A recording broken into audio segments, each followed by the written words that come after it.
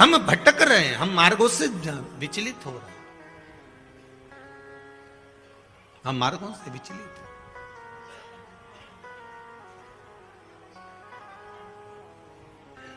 महाराज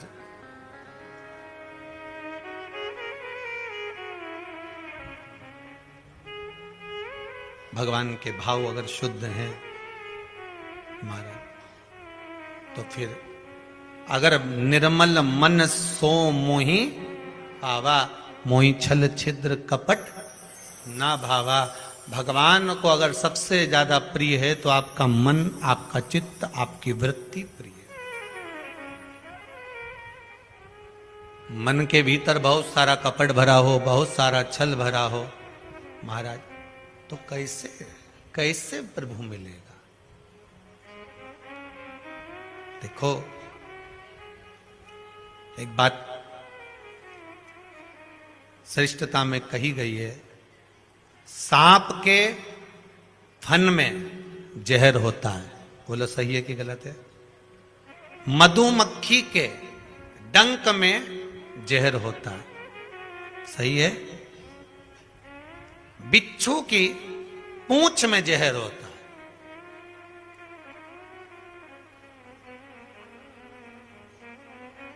पर मनुष्य जो छल करने वाला होता है, कपट करने वाला होता है, एक दूसरे को धोखा देने वाला, झूठ बोलने वाला, छल करने वाला जो होता है, उसके तो रोम रोम में जहर होता है। कब कहां से डसेगा मालूम ही नहीं पड़ पाएगा। पर सांप को तो पहचान कर कह दोगे कि ये काटने वाला है। बोलो सही है कि गलत है? बिच्छू को देखकर डर जाओगे कि ये काटने वाला है। मधुमक्खी का डंक देखकर डर जाओगे कि मधुमक्खी काटने वाली है। इंसान को कैसे पहचानोगे कि यह काटने वाला है? मनुष्य को कैसे पहचानोगे कि यह काटेगा? मानव को कैसे पहचानोगे कि ये काटेगा? हो सकता है तुम्हारे नजदीक में रहता हो, तुम्हारे साथ में रहता हो और कई वर्षों तक साथ रह रहा हो, कब काट जाएगा आपको मालूम पड़ेगा? नहीं, सांप को देखकर भर जाएगा कि इस काट सकता है, बिच्छू काट सकता है, सांप, ये मधुमक्खी मुझे डंक मार सकती है। पर मनुष्य को कैसे पहचानोगे? तो शिव महापुराण की कथा एक बात बहुत सुंदर कहती है कि जितने विषैली हैं, मधुमक्खी शंकर जी के पास,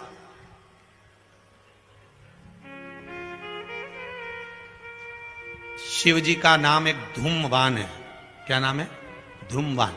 माता पार्वती का नाम एक धूमावती, जिनके पास में मधुमक्खी ढेर, पूरे शरीर के आसपास में मधुमक्खी मधुमक्खी है, धूमावती के।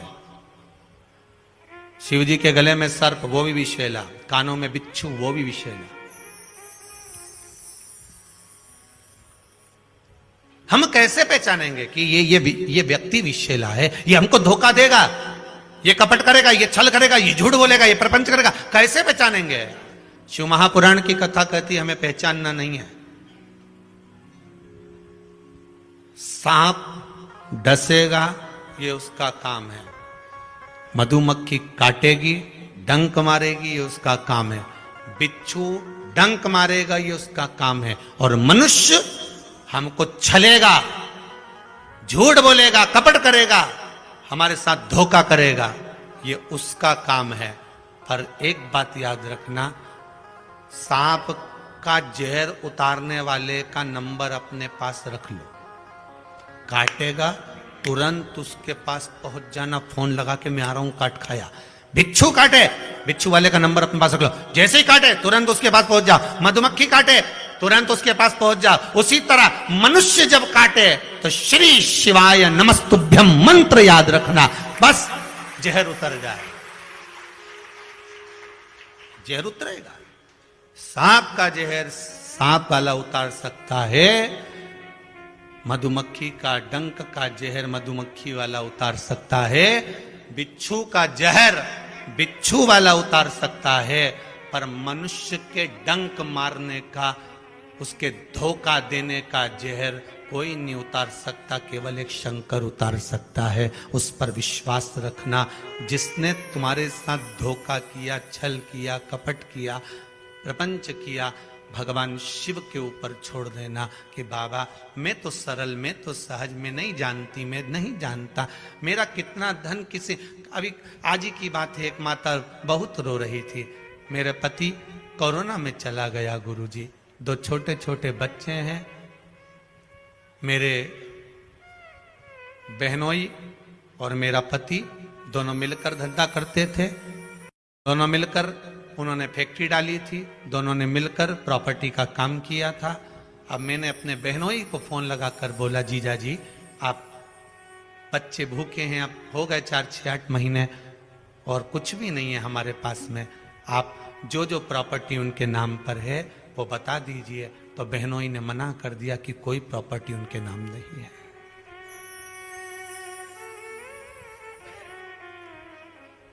सांप दिखता है कि डंक मारेगा, बिच्छू नजर आता है, मधुमक्खी नजर आती, इंसान नजर नहीं आता,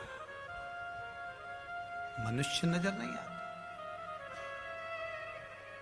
कई लोगों ने दूसरों को पैसे दे रखे हैं केवल व्यवहार पर, भैया दे देना, मैं 500 रुपए, 5000, 50,000, 10,000, 2 लाख, 5 लाख, हाँ लो ले जाओ, काम करके वापस लिया ना भैया, दे देना, हो मेरी बेटी का ब्याह है, मेरे बच्चों का ये काम है, तुम वापस तो कर दोगे ना भैया, हाँ भैया कर दूंगा।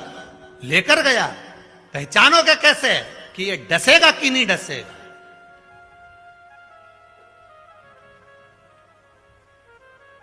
इतना रो रही थी वो बेटी, इतना रो रही थी। हमने उसे एक ही बात कहा, सारे जहर उतारने वाले मिलते हैं तो इस जहर को उतारने वाला भी शंकर है।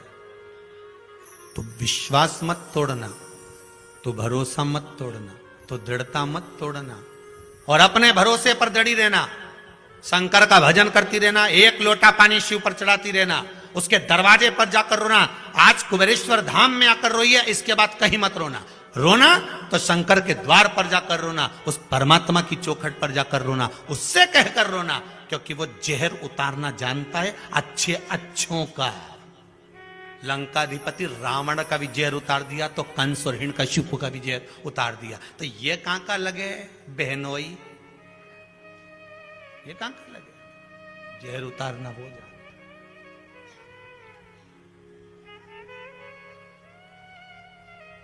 और जब वो जहर उतारता है ना भाई,